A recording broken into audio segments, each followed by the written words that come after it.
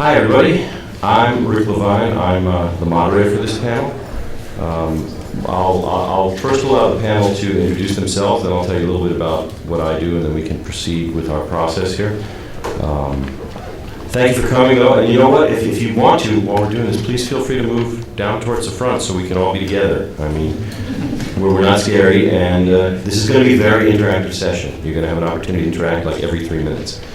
So we'll proceed sort of from this side to that side. Please introduce yourselves. You, sir. Hi, I'm Brad Hunt. I'm the Chief Technology Officer for the Motion Picture Association of America, which is a trade association of the 6 major studios here in Los Angeles. And I work with the studios on a wide range of content protection and anti-piracy technical issues. I'm Bill Schick with EDS, Vice President in our Media Entertainment Group, and we provide global outsourcing services, run the gamut from traditional IT outsourcing to CRM services and video digital streaming and support for that kind of activity. I'm Don Lake. I'm with IBM Research Division. I represent IBM. I'm the business rep to the AACS group, which is doing the content protection for the new high definition optical disc formats, and AACS technology also supports download models and a few other electronic distribution tricks.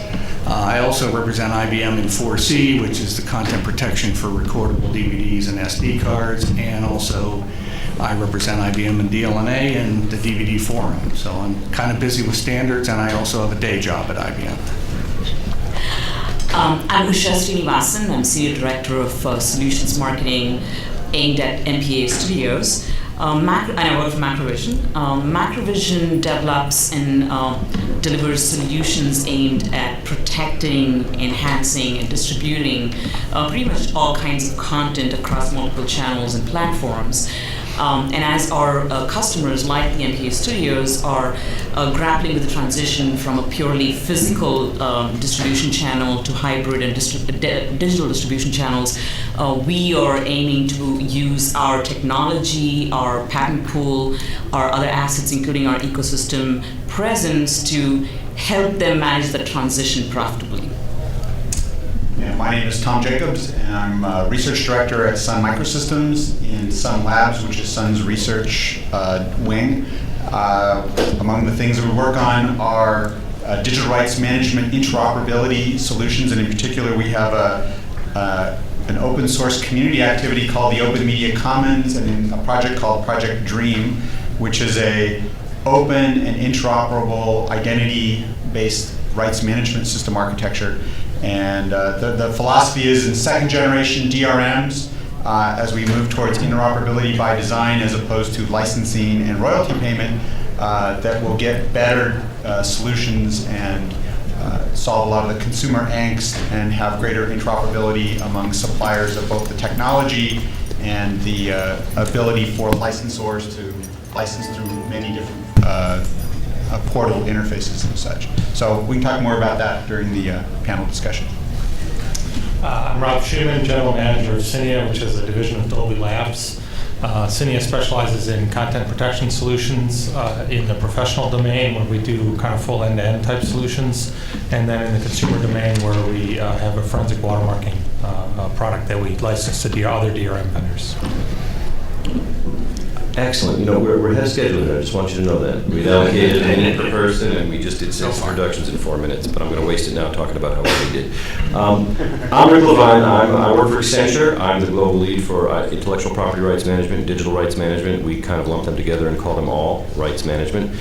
You know, we as a firm we'll work with anyone's technology, and we work in the best interests of our clients. So we try to do the right thing for the people that employ us, and that often involves helping them select the right technologies or the right business strategies for the marketplace. So we're actively involved in rights management on a global basis, and I basically live on airplanes. What I'd like to do is describe for you what we're going to do today in this session, which is a little different in terms of format, I think. I've got 10 or 12 major topic areas here that we're going to touch on. I'm going to raise those topic areas. Panelists who are interested in being sort of a primary respondent to that topic area will signal me by wiggling a finger or pulling on the ear or something. I'll pick them. They'll have 2 minutes to speak, and then we'll give an opportunity for another panelist to either confirm or rebut what they're saying. That's 3 minutes total. Then there will be an opportunity for an audience member to speak for just 1 minute without plugging your company about whether you agree or disagree, what you would like to hear in addition, and then there will be a final response from the panel. If we do this right, it'll take like 4.5 minutes to cover each thing. We can go through 10 or 12 of these things and still have time at the end for a more free-form operation. My goal there is to just get you all involved in this discussion as well and to give everybody on the panel airtime. So we'll see how that works. We'll involve you running around giving you the microphone. Again, please don't plug where you work. We tried not to, so we ask you to do the same. I'm going to start with a topic that is not actually on this list because it just came up this morning, and that is the news story about the Double Twist entry into the market with a, I don't know what you want to call it, a license workaround or a crack to Apple's DRM that potentially can involve people playing in that economic stack without the approval of Apple. It isn't clear from what we've seen that indicates that it will enable piracy on the part of consumers. But what we're talking about today is not a legal question because we're not lawyers or judges. What we're talking about today is whether or not we view that sort of these vertical market entries are things that will be and should be subsumed by a more commodity-oriented market. I want to throw this open to the panel, see if anybody wants to take 2 minutes and say how you feel about that. You may not be fully informed, but I don't think anybody in the room is really fully informed on this subject anyway. So. Usha, sure. Okay, so 2 things. One is I certainly don't endorse the notion of doing something that's probably against the intent or of what Apple really wants done. So setting aside the legal issue here, I think what this really signals is a need or a desire on the part of the consumers for interoperability. And to the extent that we do have a walled garden in the Apple system with iTunes, this expresses maybe a desire for people to be able to get content iTunes played on other devices and vice versa. So I think this is something that Tom and others will address. Increasingly, we're seeing that this is a theme, and I think that's what you're seeing right now, is maybe the manifestation of that desire. Anybody want to follow? Just a comment. I think I would sort of characterize it as a leak from the perspective that there's pressure that if you're in that Apple ecosystem and you want to move your content around, that pressure is building up, and thus why this particular bit of technology has become available, and that had the Apple model allowed for greater portability and being able to use, and it may well still eventually to go there, if that had been addressed directly by Apple, this wouldn't have come about, but the market's going to create the technology that it wants. Well, can I quickly rebut? Okay. Can you rebut after the other? Okay, sure. I'll let you take it. Yeah, we had one hand that came up early, and this is the advantage of speaking early. And by the way, what I think we're talking about here is a maturity curve. I think we're talking about where we are with respect to maturity of technology and business model. No, dude. No, sorry. Yes, hello.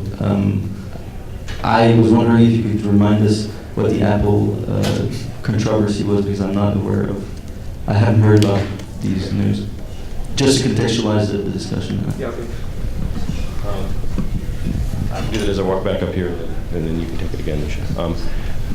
So it was on the BBC this morning, and at least a couple of other news wires, that a fellow whose nickname is DVD John came up with a technology that's actually being productized and has been backed by apparently venture funds to allow entry of people with content into the marketplace so that you could source content that plays back on an iPod.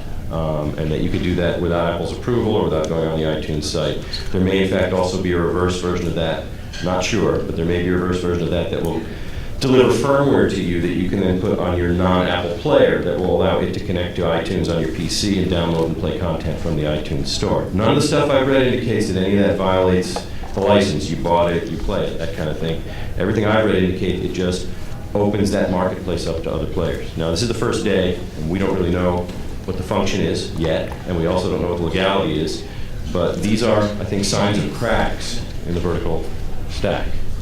Well, quickly back to your point, following up on what Tom said, what Apple did initially chose to keep its system closed for purposes of either user experience or to have a fully vertically integrated experience, which really has turned out to be great for them. There's nothing wrong about it, I think, to the point that you made, which is really a reflection of the maturity of the market that we are in, that as the market gets more mature, there is going to be more and more pressure to establish some of those leakages, and maybe there is a more systematic way in which we can deal with this using interoperability initiatives, kind of the one that Brad and others are involved in with Corel.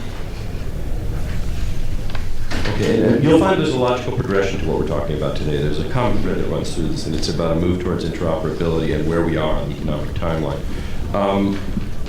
And by the way, sort of as a tag note here, we'll be talking about DRM, sort of as a shorthand here. We will sometimes be referring as a convenience to copy protection and other sorts of content protection methods, and we'll lump them in together there when it's convenient for us.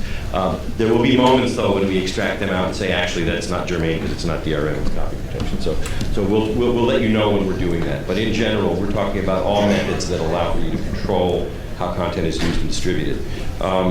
I think it's probably a good time, since we talked about it, Crack, to talk about this, and that is it, so does everybody here, show of hands, how many people here think pretty much all DRM is eventually crackable? Okay, so nobody, okay. Yeah, well, everything, really. So then the question is, given that all DRM methods are eventually crackable, in consumer space right now especially, some of the more popular ones have already been cracked several times, is that okay? I mean, is it okay to continue pushing these business models into the market when you know that the DRM is going to be cracked? And I wanted to throw this down the panel. Brad? Yeah, I mean, I think everybody should realize that the DRM technologies that are developed for consumer products have to be reasonable cost. I mean, content owners understand that, and so we always go into the whole businesses that rely on DRMs that are implemented in consumer devices. We understand that they are going to be hacked over time, and so what's important, and this is really true of the next generation of digital rights management systems, is that they must have a good mechanism for renewability. So when there is a hack, there is an ability to create a new version that basically replaces the black box that has been hacked, so that new content coming out can be protected with the new DRM black box that protects the content. So it's, content owners understand this. It's a way of life. They understand that that is a risk, and so they continue to operate with that as an understanding. From a standpoint of a technology company that supplies some of the base technology for content protection systems, this is kind of like it's a natural flow for a couple of hundred years since Mary Queen of Scots sent out encrypted notes from prison. There have been cryptographers finding ways to improve cryptography, and there have been crypto analysts trying to find ways to break this. So some of the activity to break things is actually very beneficial and improves the breed. So it's not necessarily a bad thing, and Brad is absolutely right. The question is, once it's broken, what do you do about it? So you have to have a system that can be renewed, and in some cases it's a simple renewal, like renewing key sets, but in other cases, sometimes it's changing out the base cryptographic algorithms and things like that. Anybody from the audience? Okay, sir. Let's see if I can jump on through the popping video. So even though I'm from Microsoft, I'm commenting on this as a technologist and a user. If you look at credit cards, there's shrinkage, right? And so the issue is we don't stop using credit cards. Credit card companies don't stop providing them because they know they'll be stolen. And there's a lot of similarity here. So the issue is keeping honest people honest towards the business model, recognizing that you're always going to have some amount of losses and making sure that the losses don't exceed the value. Yeah, in fact, people refer to that as breakage as well in that kind of business model. That is a normal sort of way of doing business. Anybody on the panel? Yeah, I think that's a critical point. And I think the other part we need to remember as well is that 99% of the population wants to be honest and is willing to be honest if they're given an opportunity to be honest. Okay, so, and I think that's, to me, what I've seen happening over the last 3 or 4 years is great, that the content owners are not trying to wall off their content like they were for a while. They're now saying, okay, look, we're going to put it out there. We're going to enable these business models. We're going to trial, and we're going to find legal ways of getting this content to people. But the second part of it is that you also need tools to help understand and find those 1% who are, in fact, essentially the thieves, okay, and find them and be able to go after that group because they're the ones who do the core economic damage. And so you need to find that as part of the tool set. I want to break my own rule and let Bill comment as well. I want to agree with the point of shrinkage. You know, in any kind of consumer-based business, there's always going to be some level of that, and so I agree with that premise. As a service provider, if we over-engineer any of these tools, what ends up happening is they become difficult to deploy and difficult to use. And so consequently, you know, you can have an unbreakable or virtually unbreakable solution that no one can use or nobody wants to implement. So it's that balance. And I think, so I'm going to break my own rule on that again. Because I'm sure next time around, I promise, unless you really, really feel strongly about this. Well, it's just to what you asked, and we presented to Macrovision, which has been kind of a scapegoat of piracy because you break the Macrovision and there's no ability to do a renewable license on it. It just gets cracked. So I'm very curious what your perspective is, given you know we're not in a physical medium anymore. We're on something that actually can't expire with DRM. So how do you feel about that? Where are you going with it? So there's two classes of technology. Obviously, there is definitely technology, and any kind of anti-piracy technology that you have is essentially an arms race, right? It's not static. Things are changing. The pirates are, bringing their A game. So are we. So it becomes an issue of the kind of resources, both legal, technical, that you can bring to bear. But let's not forget that piracy, it's a piracy pyramid, with a majority of the users or pirates belonging in the bottom base of the pyramid. They're not necessarily very technically savvy. So what you consider a crack is not necessarily something that percolates to the base of the pyramid where most of your convertible customers are. And so we're way the hell off the plan, but it's working. At least that's my call. That's what a couple of things. First of all, you're right, except that fair use for WM changed that game because your grandmother can use it and can crack content. And interesting, but to wrap back around to what the gentleman from Microsoft said and what a number of people have also said, amazing sort of flexibility on the part of the studios I've seen throughout this fair use for WM crack, where they were within their rights from absolutely stopping people with business models that have content sort of subscription rental from shipping their content, and they said, you know what, put it back online. I mean, they understand that they're feeding a nascent market and that they have to, at some level, allow for some issues like this. We're taking baby steps here on the maturity curve. It feels like we've been doing this forever, but we really haven't. So. It's a great sign. I was worried when Fair Use for WM hit that the studios would yank all their content, shut down all these services until it was fixed, which could be a very long time. And the consequence now is that these models are moving. And by the way, I don't know that it's 99% honest, 1% dishonest. I think it's some percentage honest, some percentage dishonest, and it's sort of a constant percentage. And as long as you get more money than you lose and you reach more people, then you're probably ahead. Yeah. That's because you're the 1%, Richard. I think it's important to understand that the content owners aren't looking for the quote perfect DRM. They're not looking for the hack-proof PC. I just spoke at a conference at MIT that was titled, "Making PC Safe for Hollywood," and it was kind of a joke of a title because content owners know they have to get out there. They have to make content available online. They have to use DRMs that have reasonable set of usage rights. Because the idea of a good DRM is a DRM where the normal consumer is never bumping his head up against the rules, and so we're very cognizant of that issue.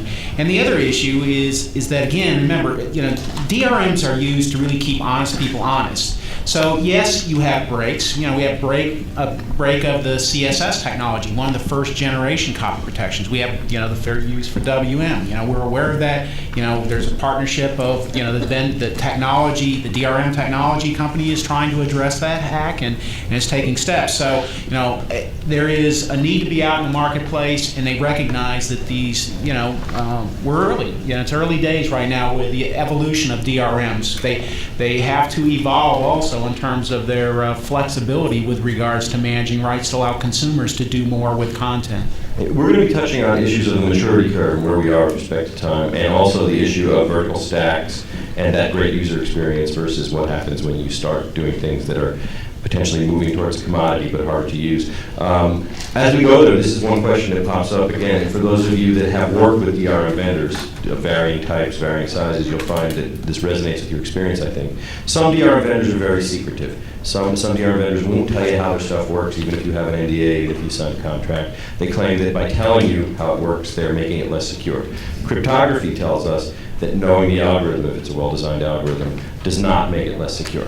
That's why AES has published algorithms, because knowing how it works doesn't help you crack it. It just helps the people who design the algorithm do a better job as people tell them, oh, you know what, you did something stupid here. So the question for the panel is, do you think that more transparency and a move towards standards on the part of DRM vendors will reduce DRM security? Your hand was the first one up, way down. Yeah, I'll touch on this. This is a really tricky topic because Richard's absolutely correct. AES and the core cryptographic algorithms need to be absolutely wide open and should be wide open and should be publicly reviewed. But quite frankly, today, nobody attacks a modern security system with something like AES by going after the cipher. They don't go after the core cipher. They go after the keys. Okay, it's like you having a kryptonite door and leaving your key underneath the pad in front. Okay, and it's the protection of the keys that is absolutely critical in these systems, and that's how they're broken. And that is the really hard part, because all of these are software systems, and the protection of your key is completely dependent on the ability of your developers and your designers to make implementations that work correctly. And testing those and finding those is a core piece of the problem. Well, I'm going to let Brad go to respond, but I'm going to sort of take moderator privilege and also jump in here and say that I hear you, but the challenge is that there is nowhere you can hide a key in a software system that someone else can't find it. Therefore, you may as well not try to be secretive with your partners, because if you are, then you just slow down development, you slow down integration and other things. What is needed at some level is a place to put the keys where nobody can take the keys out of, and that's going to be some secure hardware subsystem that's going to be standard at some point in time. Brad? Well, I was going to say, again, the device key issue is one that everyone recognizes, and so we're now moving to content protection, digital rights management systems that have effective device key revocation mechanisms, so that we didn't have that with CSS, and so when there was a hack of CSS, it exposed the keys and there was no way to really effectively revoke. But with new systems like the Advanced Access Content System, you have a very efficient method for, if a implementation is hacked, the device key is exposed, somebody makes a ripping tool based on that single key, so they clone the key into an illegal ripping tool, then the AACS licensor would be able to revoke that key and knock out this circumvention tool that would be used to rip high-definition DVDs. So I think we understand that, and it's it's being implemented in again, the next generation of content protection systems. So I just want to, on that same thread, and I would agree, is that the common scrambling algorithm that's used in a particular DRM is an important part, but the issue is not only are you worried about the keys, you're worried about the clock, you're worried about where do the bits go when they come out of the decryption engine, and there's already a industry effort that has been driven by DRM called the Trusted Computing Group that's helping to build, whether it's dedicated system on a chips or it's your next generation processors from Intel and AMD. Those are a really key part of the system. And again, it comes back to the issue of it not necessarily being about uncrackability, but sufficiently raising the bar that you're either having to grind down a die or use an electron microscope to find out what's going on. But and that's a standards-based process as to how you can build those. And the diligence work that I've done, where I've looked at systems that have even some of those components, they are many times more secure than software-based systems. Yep. Just having one of those things makes a huge difference. If this is looking at this from an historical perspective and the life cycle of DRM and these issues, we are still in the era of DRM being the movie theater putting the biggest usher at the back door to prevent people from coming in without a ticket. We're still in the preventing people from coming in without a ticket phase of DRM. Don't read me, in effect. I think as a content provider, the issue will become, I want it to go out everywhere, but I want to be able to pull and bill all of its uses and applications. It's more like a cell phone model. You can pirate a cell phone, but why? They're cheap and easy to use. I make a few calls, I get billed for it. So I think the next generation will be using IPv6 and other technology, 128-bit architecture that says we can embed an address in every frame of video. And then I can go out and pull it and say, gee, these videos or these media objects, I'm owed X amount of money based upon the contracts by which they were delivered. Is anybody looking at that now? Do you think that's a justifiable prediction? It's a scalability issue, right? I mean, as soon as you're going to start personalizing every frame of video or sample of music, certainly we're going to get there because the cost goes to zero. But at the moment, it isn't cost effective to uniquely encrypt and encode. And that's why you have symmetric and asymmetric encryption methods. But you think we will get there? You think that is the next generation of what we're talking about? I would hope that other business models and other directions take us away from that, but technically it's possible. Well, I'm going to let you jump in again, Mr. Microsoft. Just let me just add a comment. I did remember your name. I'm really bad at it. Well, I made that mistake once in 1991. I actually didn't recognize it. Steve Jobs. I don't think so either. I just want to say one thing about what you were saying, in that I think uniformly across this panel, we are all on the page where we're saying, DRM is not about blocking stuff. We obviously believe that it's not about the big Usher deal because we're all saying it's crackable. DRM is about enabling business models that should drive the price point and ubiquitous price point down, ubiquitous access up, so that because you don't steal what feels free, right? So that if you wind up having a subscription that gives you everything under the sun, and that cost is buried in your monthly cell phone bill, which I don't know about you, but mine is so high I wouldn't notice another $10 if they hit me over the head with it. Why would I steal what's free? And I think that it is going there. I want to give this gentleman an opportunity to pop in here. We're breaking the format, but I think that's okay. If anybody really objects, let me know. Make him ask a question instead of making a statement. How's that, Pat? Like the way it doesn't. He always has to go up at the end. That's how we say it. Ask it in the form of a question. Okay. I think I still have to know where you're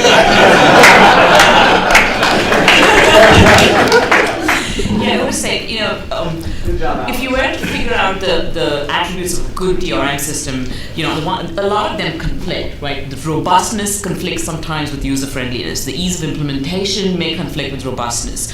The need for supporting flexible business models may again conflict with both robustness and the cost of implementation. There's already the issues around open platform support for multi-channels, multi-devices. So there's inherent trade-offs that are involved in selecting DRMs, and I think the idea is then we also look at the stakeholders, right? You have the content owners, the rights owners, you have the distributors, the device manufacturers, and the end users. So it's a complex problem. Each of them has their own agenda.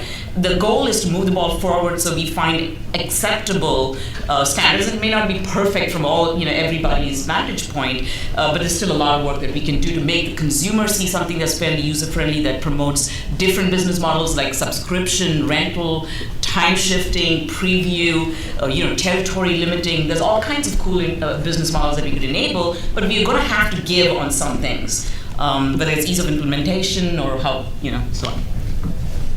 No, you could have finished the sentence. That's okay.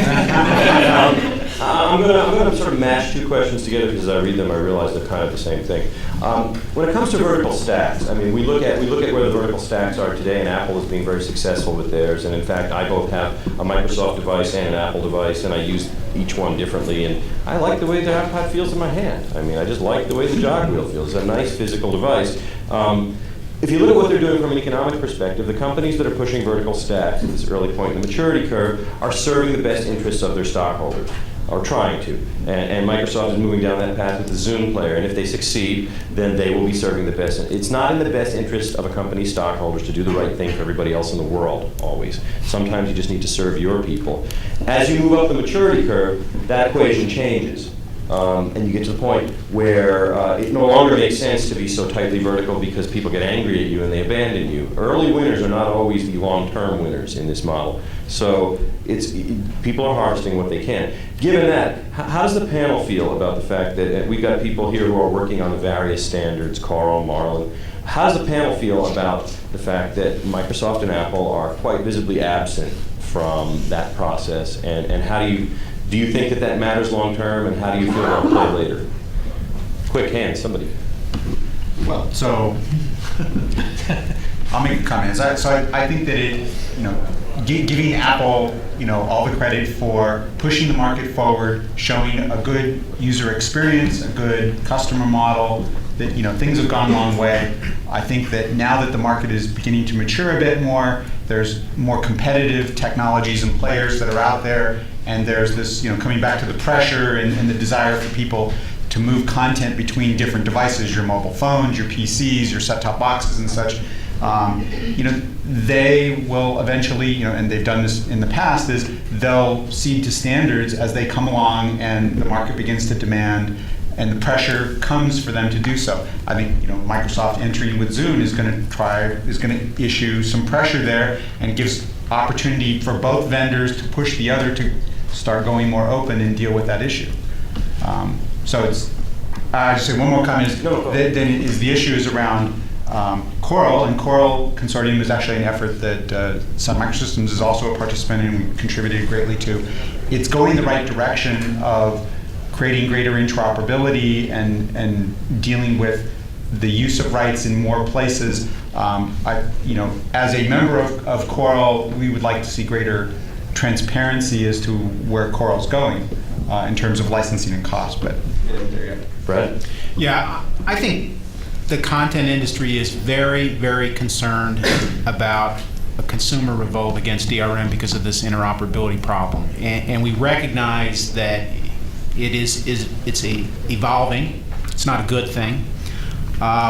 We're trying to participate in some standards activities to try to develop a solution. I support what Tom was saying in terms of, this is a major issue. The MPA is a member of the Coral Consortium. Coral Consortium, as Tom was pointing out, is a group of nearly 40 companies now working on a technical and licensing framework for an interoperability solution where you have these vertical DRM silos that are being created in the marketplace where, technology companies are trying to use DRM as a differentiating, proprietary advantage, and it's very problematic because the consumer buys content that now only plays on those devices, and then when they wake up one day and go, that's a cool device, now I want to play all my content on that device, and their content won't play, it's going to be a huge issue, and it's already starting to occur. So we're trying to, through the Coral Consortium, through support with other organizations, to try to develop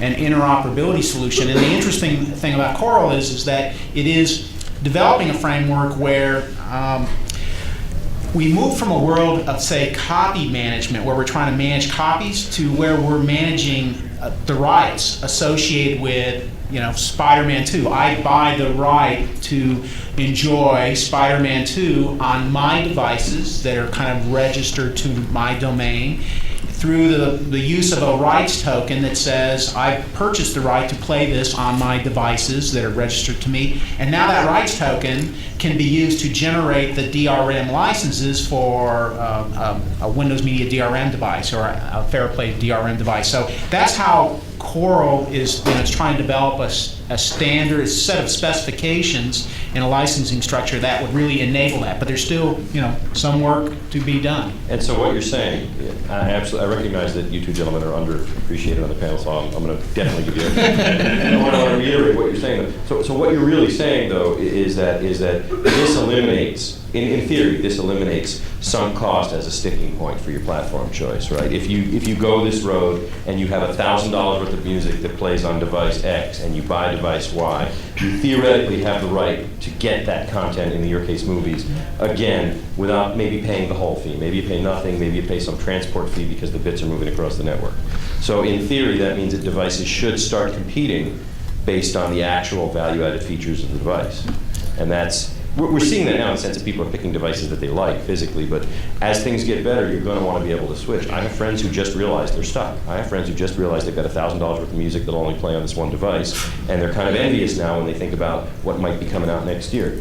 Don? Okay, just a point. I'm not as troubled about the initial proprietary aspect of some of these things like Apple and Microsoft systems, because of your point about maturity. I think as the market matures, that goes away. And I think a good example of that is looking at prepackaged physical media versus digitally distributed. Digitally distributed, there's a lot of problems to be worked out. It's still really pretty new. And probably having some proprietary systems is kind of helpful there. But prepackaged physical media is much older technology, and Mr. Microsoft doesn't need me to defend him, but they are active in AACS. They're a member of AACS. And so I think it depends on the market and where the market is, and I think these things work themselves out over time. Audience member, anybody? So you have to, it has to be a question, your voice has to go at the end, and you have to hold the microphone like a rapper. You can follow those rules then. Hello, 1 and 2, Richard. As far as the format of $1,000, I mean, many of us are sitting on thousands of dollars of LPs and cassettes, and it's part of what makes the engine of the industry drive too. So as far as that, but it is related to a question which is around business rights. We talk a lot about the protection of content, but what's being done about the integration, the back-end business rights, and thus the artist payments? And if someone was to buy it for the iPod and then decide to put it on the Zune player and then move it on to something else, what's being done as far as that back-end business rights and artist payments integration? That was a question, even though it didn't go up at the end. So that applies. Anybody want to field it? I mean, I can handle it. I mean, I would make a statement. I mean, you can't simplify around those issues. Those issues have to absolutely be resolved. And I didn't mean to make Coral sound like they've got it all worked out and we'll see it next year. So certainly the rights licensing issues have to be sorted out with regard to be able to provide that kind of an interoperability solution. But again, it's more work to be done. Well, and I can augment that by saying that one of the things I'm doing these days as the global lead for DRMs, I'm taking a world tour, visiting as many of our clients as I can, and asking them questions about DRM. And it turns out, just trying to understand if their point of view matches mine. I'm North American, a lot of them are European. They've got very different approaches to things.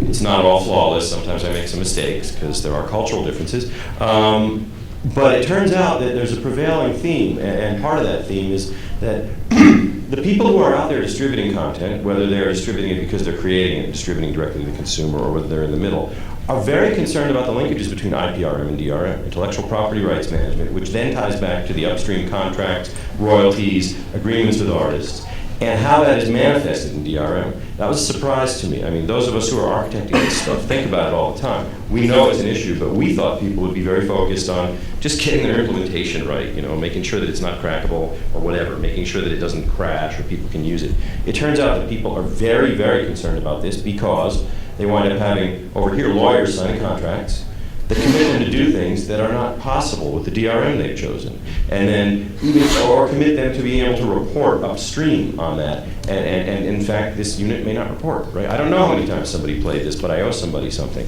So that what we are looking at long term, we, not just my firm or anybody, but the industry, is looking at a means of taking contract terms, feeding them through some IPRM front end, turning them into rules that can be digested by a DRM system, having that be executed so the person playing the content does what he's supposed to do, and when that happens, having a reconciliation engine drive the back end. Sometimes we call these BSS or business support systems. These reconciliation engines handle all the cross payments back to everybody. Not vastly different, well, it's easy to just wave your hands when you're on the panel here, but not vastly different than the way cell phone roaming works today when you go across carriers and the bill's kind of all handled for you. If any of you remember, and how many people had a cell phone here in 1990? You remember those bills? You get like 500 pages from every county you drove through and you wouldn't have any idea what it was all about. What I'd like to do is ask a question that's off the map here, but it's just, so how many of you? Can we go back? Yeah, okay. I have a question. All right. So you don't have to, do any of that. You just No. So the question is, we talked about interoperability, and you've alluded to Coral. I guess the question for the panel is, we look at least at the consumer end of things, what we as consumers want is the content to flow across the various DRMs that matter to us and in our lives. And reality, there's going to be a lot. But from the panel's viewpoint, which do you think are the bigger challenges in achieving this interoperability long term? Is it the technical challenge, the business challenge, or the regulatory challenge? It's a gang sign. Anybody? I guess so. Here you go. I guess I'll take a first shot at that because I wanted to comment back to the artist's rights issue as well, which is I think that's an area where compromise is going to happen. And it's going to happen because otherwise the consumers are going to have, they're not going to revolt against DRM, they're going to revolt against the people selling the content because they're not going to understand what each piece of, they're going to need like a rule book. Okay, well this song I can play 3 times on this device and once on this device. The technology can enable all that and people will just hate it. Okay, and I think part of what Apple got right was all the songs had exactly the same rules. People who buy music in the Apple world know exactly how their device is going to behave. They may not like it, but it behaves the same. And that's not possible if you have lawyers writing different rules with each artist about how their content can get used and how it can get sold and all that. And look at radio, right? In radio, you run a radio station, you can basically play anything. Okay, and there are regulatory rules that were created to solve this problem about how artists get paid, because it's the only way it works. Well, I just want to say, Bill, please, if there's anything you want to say, because I skipped you coming back. Just jump right in there. But Tom, if you want to say something, Yeah, you're welcome if you want to, Bill. So I think that the issue is clearly not a technical issue in terms of interoperability. It's a business issue in terms of, at the moment, DRM is the new control point. Certainly demonstrated by Apple and the ability for them to be sole supplier of the distribution channel and the devices that are consuming it. It's being mirrored by what's going to happen with Zune in conditional access systems that are out there. You see Cable Labs driving the downloadable conditional access systems. You see the telecommunications companies coming up with their own. It's the companies needing to take the DRM issue away from vendors and drive it in terms of requirements. And consumers need to also stand up for their requirements for the sorts of policies they'll put up with. At the moment is, what we put up with iTunes and Apple is sufficient, and people will go for that business offer. But as we start to have other devices and we can't move it, we're moving to that stage of not finding it acceptable. So it is really a business issue, I think. And I'd like to, I'm sorry, go ahead. Did I see a hand? That was me. Okay.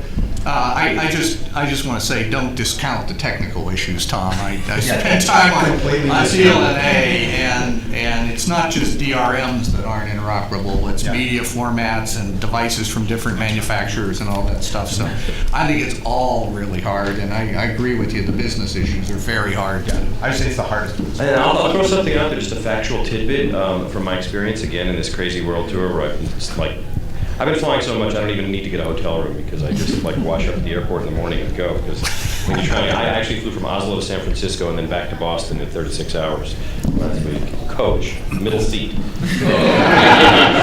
seats are actually good because you can next to it. It turns out that I'll follow my own rule. Hey, this sounds better, and it makes me look more powerful. It turns out that. I done a lot of IPTV work, and working with IPTV people, you get a certain perspective, and these are generally people that are trying to build something right. So they choose the set-top box, and they craft what's inside it, and they pick a vendor, they do all that stuff. And that means that they make a DRM choice, and they live with that choice based on their diligence. But when you talk to broadcasters or other people who are distributing content, it turns out they just put what the studio wants them to put in the box. I mean, they could do the diligence, but they're like, you know what, it turns out our contracts are less onerous if we just do what they tell us to do. If they say to use Microsoft, we use Microsoft because then we don't have any liability if it's cracked. And yeah, we know that it has some issues, but we don't care. And so it turns out that by and large, the majority of the people out there that are making the decisions about what DRMs are in play are doing so at the behest of the content creators. So it's actually, and this is a surprise to me because I'm involved down in technical implementation a lot, where I'm working with people who are the minority doing that other thing where they're making a design call themselves. And when they do that, they sign up for liquidated damages and other things, and they do that saying, you know what, my decision's good, I'm going to deal with liquidated damages because my stuff's not going to break. But just, what it means is that the studios can have a tremendous influence in the speed at which we ascend this slope, I think. And this is like not on the list, but I just want to ask Brad, how do you feel about that? Do you feel that you guys have that kind of influence, that you can sort of shape the speed at which we do that? Well, I think content owners play an important role, but I mean, it really depends on the distribution channel. And for example, I mean, with regard to pre-recorded media, the AACS was formed by 8 companies representing the CE, IT, and the motion picture industry, and they basically have defined the rules there. Cable industry worked closely with the consumer electronics industry in defining the rules associated with unidirectional digital cable receivers under the plug-and-play regulation. So I wouldn't say that we, content owners completely monopolize the whole sort of, we tell them what to do, and it just doesn't happen that way. I mean, I think there are negotiations, and and hopefully through those negotiations you get reasonable solutions in the marketplace. And remember, we don't make DRM technology. Right. We don't make content protection. We have to rely on technology companies to do that. So there is a kind of a balancing of the issues where I think in general things work out. And again, I think we're also in an evolving world. We're just moving from CSS, our first generation of technology, into digital rights management systems that'll have much more flexibility to allow consumers to do more with the content that they purchase. And I'm going to take this opportunity to just poll the audience and the panel. How many people here want interoperability like now? Let's flip it around. Does anybody not want it now? Okay. Well, another question to the audience: how many of That's like everything works. How many are willing to pay extra for interoperability? Yeah. Or conversely, would be acceptable, pay less, but know that it's not interoperable. So part of the problem here is the precedent that's been set with Stamp Media, and the history that we have, the expectations around what you can and cannot do, and changing that perception in the minds of the consumer. And remember, we're talking about pretty much everybody around being a user of this content. So that's the other thing that the studios face, is any new change they implement or introduce has to not cause chaos among the masses. And just as a curiosity, I think that a number of you in the audience could be on the panel, right? I mean, we're all sort of part of the same community, just how you filled out your form to Victor, basically. So how many of you think that interoperability will occur in the next, 3 years? 5 years? Yeah. 10? Longer than 10? Never. Never. Well, it's better now, depending on how you define interoperability. If we use all your stuff. I mean, that's a good point. I just want to point out that we do have interoperable formats. For example, the DVD, I mean, you've got to say, is probably the most successful consumer electronics product because there were no interoperability problems. You bought the disc, you put it in the DVD player, whether it be a PC or a CE device, and it played. Now, we're now moving into a world where, and again, I think it's the idea where people are using the digital rights management system or the content protection system to differentiate their product from somebody else's product, and that's that's not a good thing. I think DRMs should protect the content, should be able to manage the rights so that there are multiple offerings that consumers can use. But when it's being used as a product differentiation tool or a proprietary tool to keep others out, it's really creating some unintended, well, maybe they are intended consequences. I think AACS is an interesting situation because the next generation content protection for recordable media, the good news is they're using the same content protection system. The bad news is we have a format war going on in high definition DVD, which is unfortunate. So, but we do have some interoperable formats today. So let's not like completely walk away or depressed. I should have framed the question in, given like your music collection, for instance. And by the way, just in all fairness, and props to Microsoft.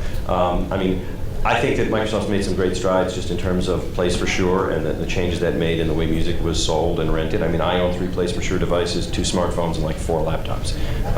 Nonetheless, I bought an iPod because... Are you going to buy a Zoom player? You know what? I'm really very happy with my iPod. If I do buy the Zoom, I'm going to wear the white iPod headphones so that I look cool. Because Are they interoperable? Any tool you can buy is worth money. Unfortunately, you have the target audience. I have one here. There are no bouncers in the house, are there? And I want you to know that we're doing very well. We're only 49 minutes into a 75-minute session, and we've covered really a good chunk of the questions. I believe we're going to run off the end of the list at some point and get more spontaneous. I have one on the list here about the French legal initiative. No discussion would be complete without talking about the French law. So the challenge is that last year a number of initiatives were floated by the French government, and I don't believe any of them were passed. But what we know about legislatures around the world is they watch each other, and so it's probably not dead. I guess I want to throw a question to the panel about specifically how you feel about that bit of legislation, whether you feel it's fair or not, what your understanding of it is, what you think that'll do to Apple's ability to sell in that market, and then a more general question about the appropriateness of involving the law in these things. But before you do that, bear in mind that you don't get to pick both sides of it. You don't get to say that I think it's inappropriate to have the law do this, but on the other hand, if they steal my stuff, I want to take them to court. Because that's the law too, right? So it's just, I wasn't talking to you necessarily. We go way back. Anybody want to take this? So I'm going to make a comment, and actually it was partially discussed at the panel session before this when you had Fritz and Michael, Fritz from FPAA and then Michael from the CEA. Actually, I think that you want to try and keep the government out as much as possible. And one interesting point is in 2 weeks, the Federal Trade Commission is holding hearings in Washington, D.C. called TechAid, ftc.gov/TechAid, and they have a whole session during that week on digital rights management, looking for input from industry and the public about what should government's role in the United States be with respect to DRM. I happen to be on that particular panel session, and my opinion is that the government should provide incentives for industry to go in the right directions, but you should avoid the French version, which was you must share all of your key secrets with all of your competitors such that consumers can more easily share. Well, let's also not forget the last time I checked, France didn't really have a huge, massive production of cool premium content coming out. So it's very easy for them to always say the rights of the consumer trumps it. Having been on my world tour, I can tell you that every country thinks that its content is cool. Just like everybody in this room thinks that they're cool. It's just human nature. So you don't ever want to say that in France. Unless you want even worse service than you're going to get this We think they make some cool content, by the way. I wasn't, we went around a bit about this, the other reason you looked at me when I was talking is that we went around about this a bit in the prep session for this, because we actually did prepare.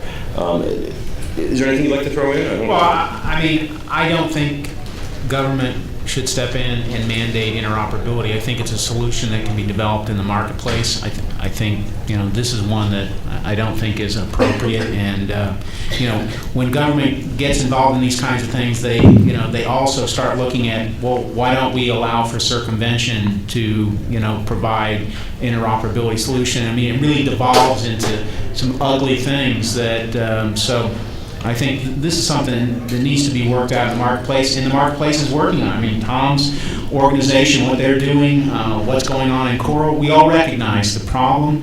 We're not putting our heads in the sand. We're trying to work on a solution, and then hopefully the benefits of the solution, especially to the consumer, we're going to need the help of the consumer in the marketplace to make their purchasing decisions based on, I demand interoperability. I'm not buying your solution if it's going to be a proprietary, closed, DRM silo. And, I think the market's getting there. I mean, I have non-technical friends that are beginning to realize that and saying, maybe I'll hold off and not buy Player right now because I don't want to make that investment. We haven't done an audience member in a while, so I'll run back to you, sir. It's all right. Is there enough being done to educate the consumer that what you're doing today with Apple and the proprietary route, if you will, is damaging? Is there enough lobbying going on? Should there be an effort to educate the consumer? Well, I think that's a great question. I know that every time I sit next to somebody on an airplane, they get 3 or 4 hours of it, but I'm only one person, and I can only fly so much. You folks? Yeah, from IBM's perspective, we, like everybody else, would like to see as little government involvement as possible. We do acknowledge that there are some areas where a little bit of government help is available. One thing that really alarms us is once you open the door a little bit, maybe to get some fresh air in, you don't know what kind of insects are going to come crawling in. And for instance, we've strongly supported the broadcast flag, and first in the FCC and now with proposed legislation. It's part of a bill that's sponsored by Senator Stevens. But there's an aspect of that bill that really troubles us, and that's, and this just kind of like snuck in. There's an aspect of that bill that proposes how IP would be offered and what terms IP would be offered on. And as a large patent holder, we don't really like the government dictating how patents are sold or offered. So you never know what you're going to get when you let the government start doing things. And simply stated, I think the less government involvement, the better. Let the market drive these decisions that are being made. Because at the end of the day, if we're not enabling the customer to get access to the content, and the government's trying to force things down either one end of that pipe or the other's throat, it just becomes a quagmire, and you just keep churning and nothing gets done. The question wasn't specific to government education of the consumer, rather, the companies participating in the open standards movements and open standards bodies educating the consumer. Why aren't they stepping up to take a hand? You want to do that? Yeah, I mean, sorry. In the particular effort that we're involved with, something called the Open Media Commons, that's exactly what we're going through that process of trying to highlight the issues of interoperability, the lack of interoperability, the need for consumers to demand, and thus not participate in systems that don't give them the features that they want. It's going to be a long process. I think that it would be valuable to have maybe the equivalent of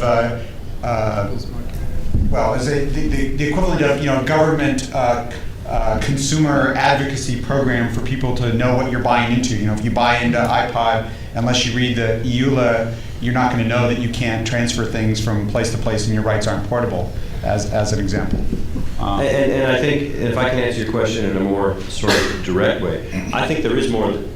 We should all be doing more somehow. I'm not exactly sure what, but I think that each of us works in a corporation that could potentially pool some money and get a message out there. And I think that the message goes something like, it's really cumbersome right now. We know people are having trouble with DRM, but we're all working to make it better, and you really need to support that model. Don't choose A, to invest in a stack that you don't understand and then be angry about it, and B, don't choose piracy. When I was in Sweden last week, I learned that there is a political party in Sweden that's the piracy party. They're taken seriously in the polls, and their platform is everybody should steal everything.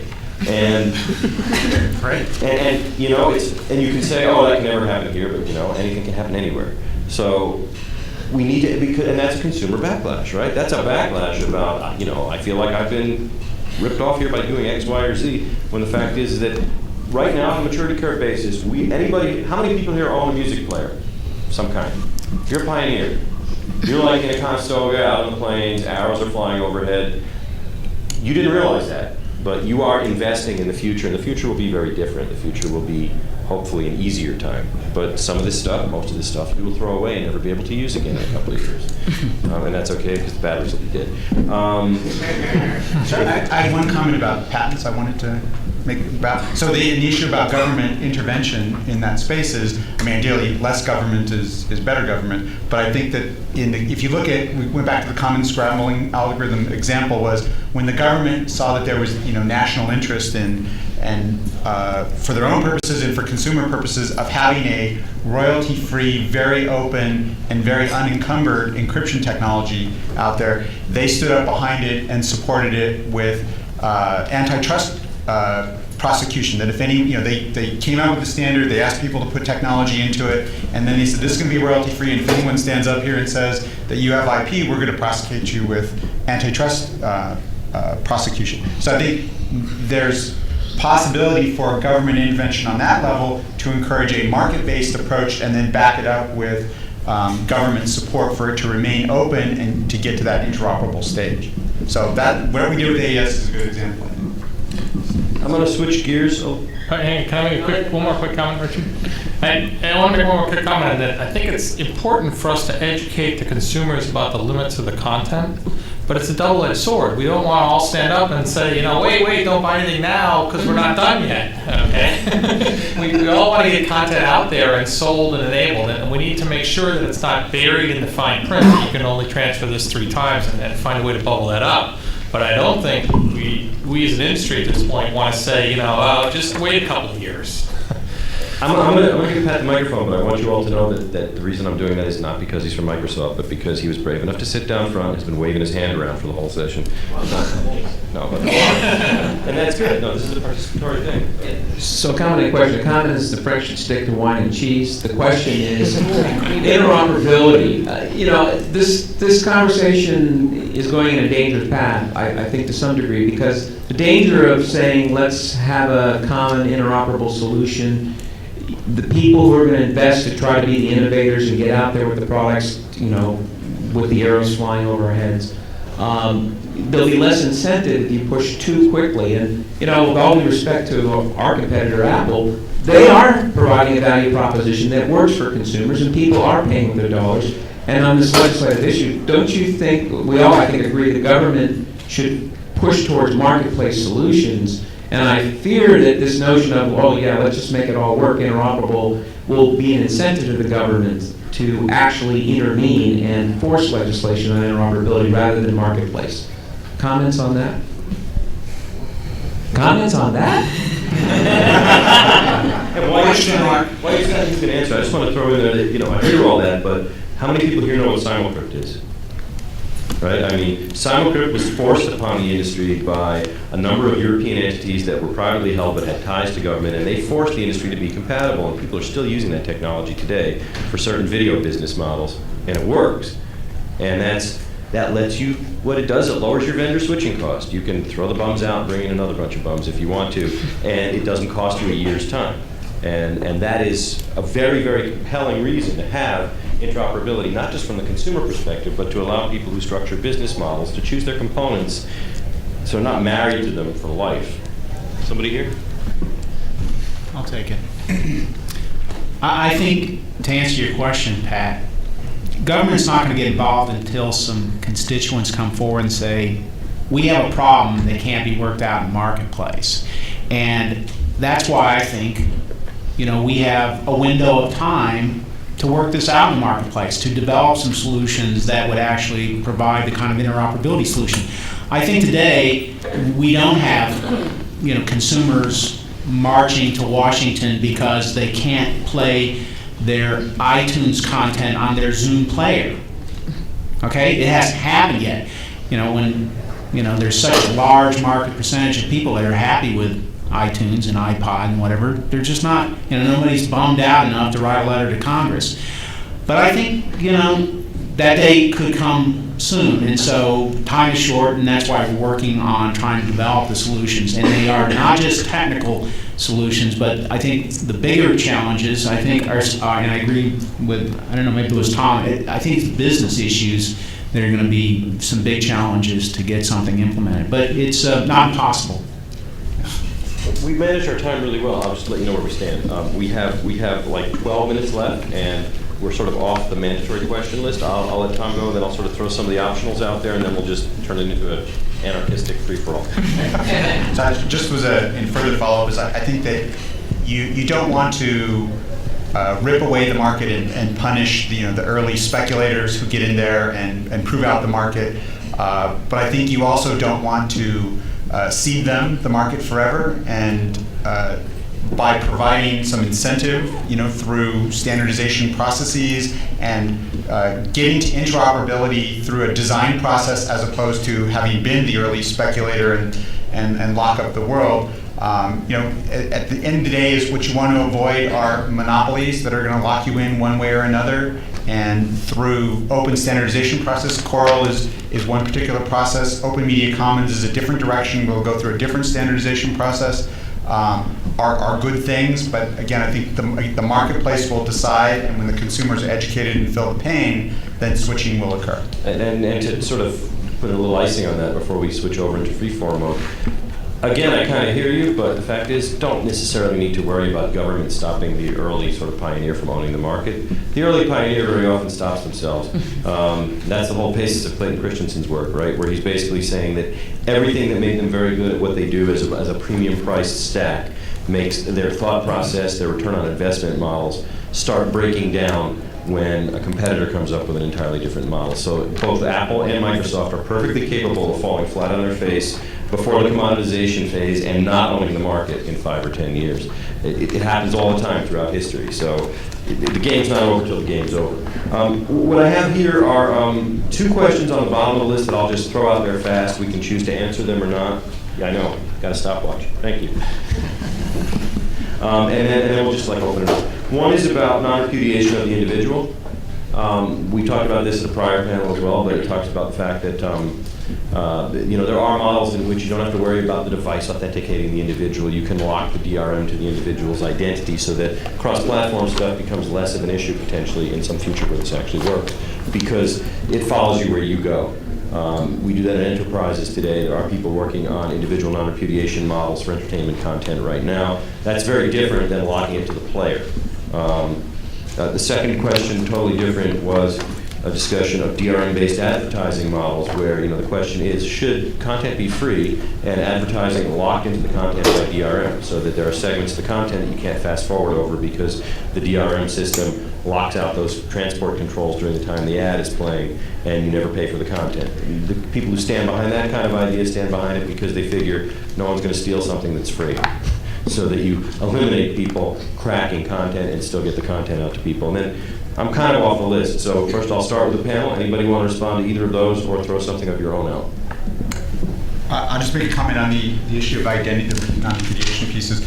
I think that I would certainly agree that the managing the content rights that you have based on your identity, even if it's an anonymous identity, is a key piece. I don't think it gets away from the device protection piece.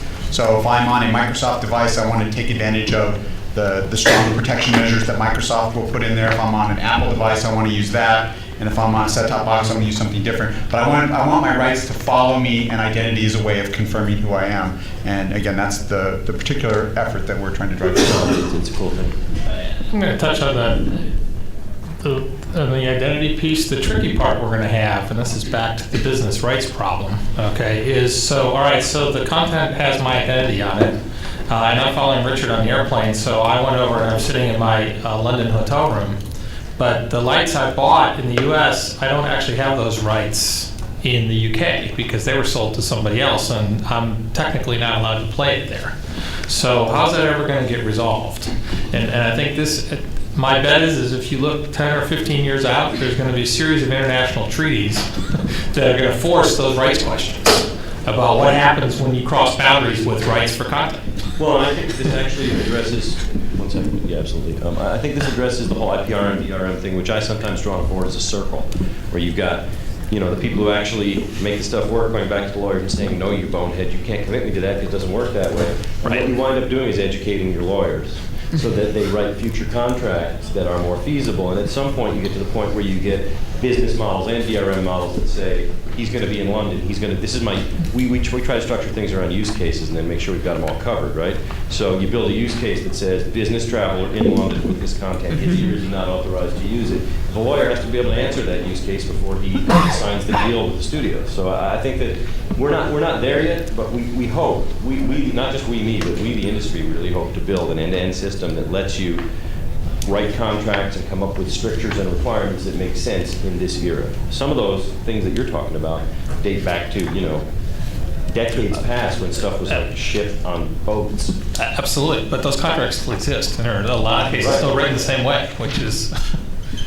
Earth and elsewhere. Yes, Earth and elsewhere.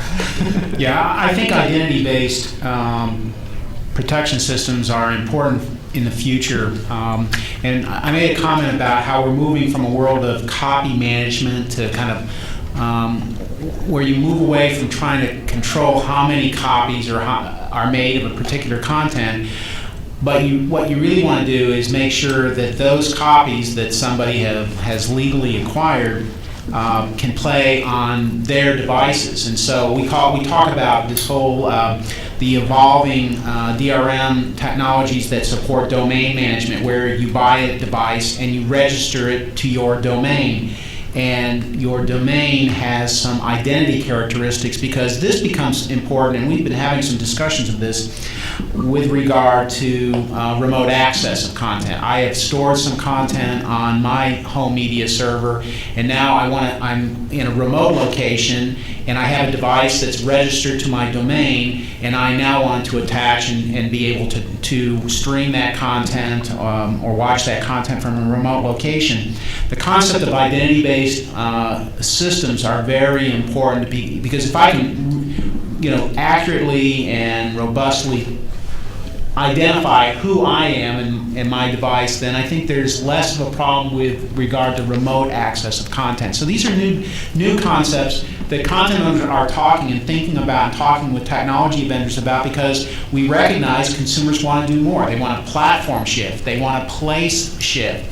And I think we have to figure out a way to enable these things, because if we don't enable them, guess what? The consumers will figure out how to enable it. And it'll be within the clear, pirated content, illegal content. So we have to be one step ahead. We have to move faster than technology moves to be able to build the flexibility into these DRM systems that allow consumers to do more with the content without bumping their head against the DRM. I have some quick, wacky questions for you that I don't expect real answers to. But if I'm in Boston and if I buy content in Boston, carry it with me to France, and I'm not allowed to play it in France, I get that use case, right? If I buy content, put it on a media server in Boston, and then remotely from France tell the media server to play it, where's that content playing? Yeah, but these are the issues. You're touching just on the outside edge of a number of issues that are involved with remote access. And so, again, at least in my group, we are having discussions of that issue, because we have to figure out how to enable that. We have to figure out what the rules are with regard to doing that. And identity-based content management systems are important, because if we can know that it's you, it's absolutely Rick Levine hitting his home media server at home on something you've legitimately, time shifted so that you want to be able to watch that, then there should be a way to do that. And I was going to make jokes about 3,000 miles of speaker wire, really, really loud speakers pointing across the ocean. So one thing you notice, as we get down the path of more sophisticated rights management and some of these different models, it's going to drive a wedge further between what the content owners want, what the CE manufacturers want, because the question of cost and implementation, who bears that? We talk about these things about what's possible technologically, but let's not forget the underlying business problem, an inhibitor here to some extent, is the lack of congruence of agenda.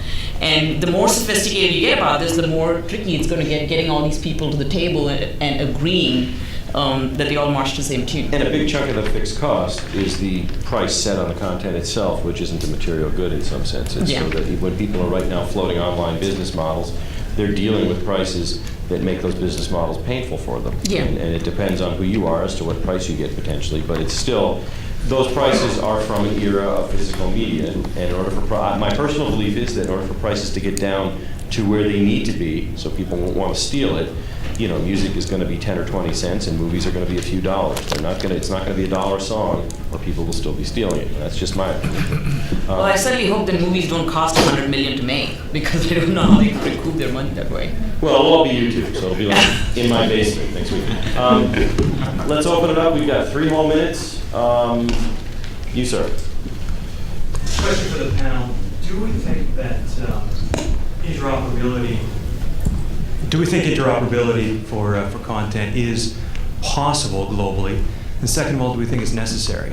The reason I ask that is since the early days of television, we've had the NTSC versus PAL-C cam. So there's been an acceptable split there. Even in terms of power supply, European 240 volt versus our 120 here. So we've learned to get along or exist with differing requirements. And then, of course, some specific things in the European market. Now, for example, the French music industry or the French music content, 80% is local, 20% is international. Germany and Italy is something like 70-30 split. So the question is it possible for global interoperability? And second of all, is it really something we feel is necessary? Well, a key difference in what you're talking about between television is that you're constrained geographically. I mean, all that's out the window when you start talking about global digital distribution via internet. So, that's right there, I think, is a seminal difference. The other thing is you're seeing the need for interoperability manifesting itself in many different ways. Piracy is one of them. So I think to the extent that the physical systems to some extent, the ability to pirate technologically is creating business problems. The lack of that ability in a different world, whether it's TV or broadcast or something else, it made things a lot simpler. I'm going to answer that by saying yes, we have to have interoperability, because if the consumer wants it, they're going to find a way to get interoperable content. So I think content owners need to understand that we're not always in control. If the consumer wants to be able to watch this somewhere, there should be a way to do that. We have the technologies to do that. We have DRMs that should be allow that without the content being illegally exploited. So.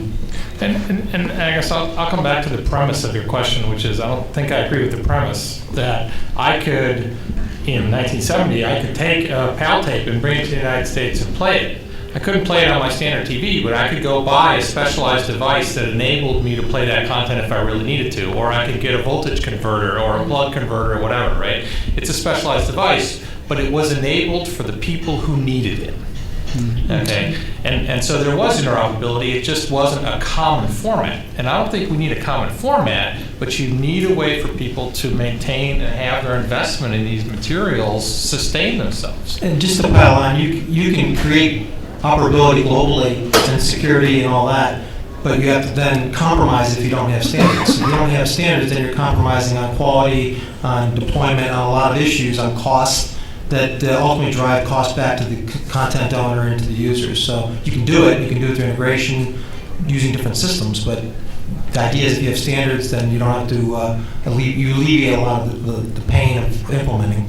So technically we're at the end of the run here, but I'm going to open up a couple more. But before I do that, I just want to show of hands. Are you okay with the format that we use with the sort of run and gun, fast answers to questions and split it up thing? Did that work for you, or was it stressful? Is there a question? Raise your hand if you liked it.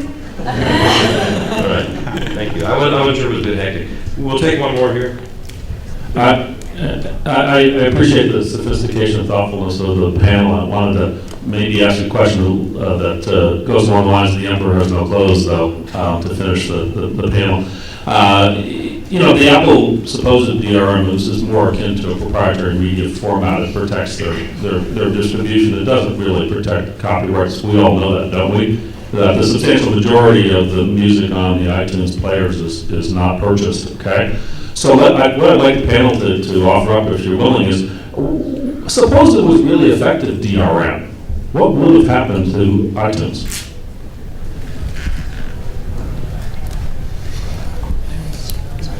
good or bad? Can you clarify that? Yeah. Would anyone have purchased them? How would you feel would iTunes have been a phenomenon? So you're suggesting What that would iTunes have is happened if there popular was effective because the DRM DRM is not today? effective? No, can I rephrase the question back to you? If I understand your comment correctly, your comment is that a critical part of the Apple's success was the fact that they also play open MP3 files, or pirated MP3 files, if you will. Is that fair? Well, MP3 or other Or formats. other formats, but but quote pirated content, so they're an enabler of a pirate content. And I guess I'll come- a lot of music really cheap. Absolutely, a lot of music really cheap. But I guess I'll come back that there were plenty of devices prior to the iPod that you could play lots of music really cheap on that were portable by a whole host of manufacturers. That's the question. Suppose No, I think it is. Let me answer your question, because I think you've raised a really interesting question here, and I think it points out one of the problems we're at this early stage of DRM implementation. One is you're right. The ability of consumer to be able to rip his music collection, onto an iPod is one of the most attractive features of it. Not that I have to buy all these songs again on iTunes, and it would not have been as attractive a product. I mean, I can say that from a personal standpoint. I think what this points out is that we have moved into a world where consumers have so many more platforms, devices, that they can consume and enjoy our content.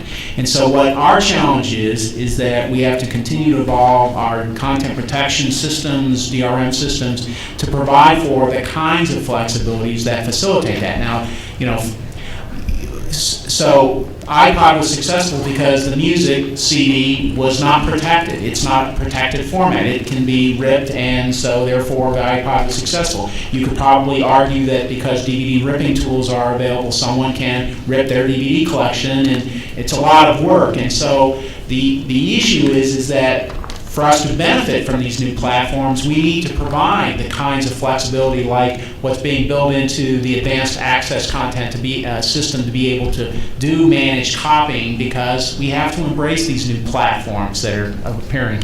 I think iPod and iTunes are successful because it's right place, right time, good marketing, and a good, easy-to-use product. I mean, that's a lot of it. Let's not forget the whole issue on bundling, which is what an album represents versus a single track. Well, I think that the core of the question, though, and I think that the guys down at this end kind of hit it right, which is that, and so did you, when you said, there were lots of players around before that. There was a Creative Nomad, which was like the largest player, lowest price at the time, and in fact, there was even some legal action taken by some of the record companies against Creative for supporting that format, and of course, Creative won.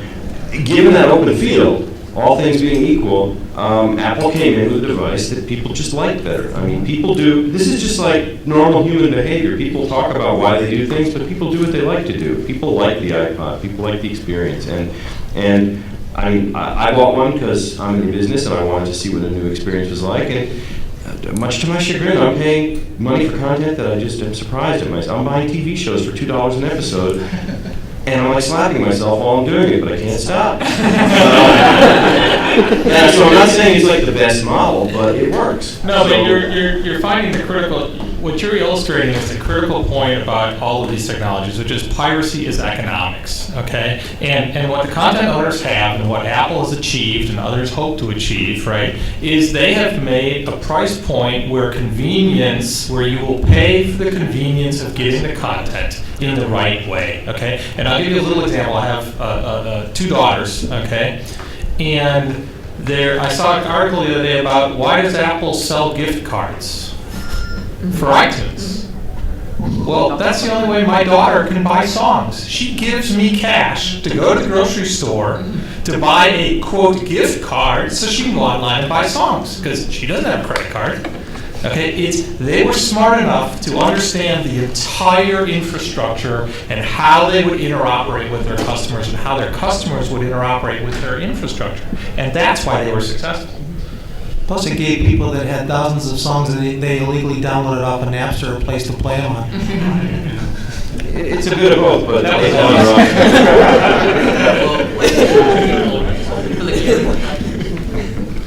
we're technically over time, but I don't think anybody has come in to stop me. Have they come in to tell us we're at 0 yet? Well, they turned up the heat.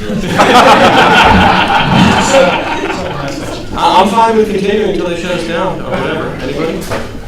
You, sir. This time with an actual question. I was wondering what you would think of for the point of view of the artist. The artist makes content for his audience, for his or her audience. From the point of view of an artist, I just want to make songs or movies.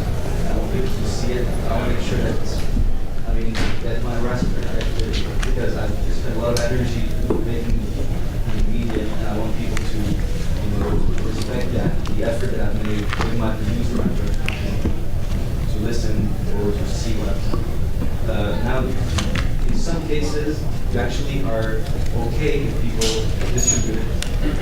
In some cases, even if you're okay if they're going to change it, or you're okay if they're going to reuse it. In some cases, maybe to make satire of it, or recut it, re-edit it. And this is what Lawrence Leslie at Stanford has been up with the Creative Commons agreement. I was wondering how you guys feel about this. So, I'll make a comment is, so we've been working with Larry Lessig's Creative Commons organization directly and incorporating, there's about 7 major license models in Creative Commons and incorporating them into the DRM work we've been doing. So I think it's one of those things like, you start down this road of the different policies. DRM is, it's like nuclear energy. It can be used for good and it can be used for bad. And the Creative Commons is one of the good examples that you want to be able to support. Okay, we're getting the hook here. We're done. Thank you, everybody. I think we'll be hanging around there.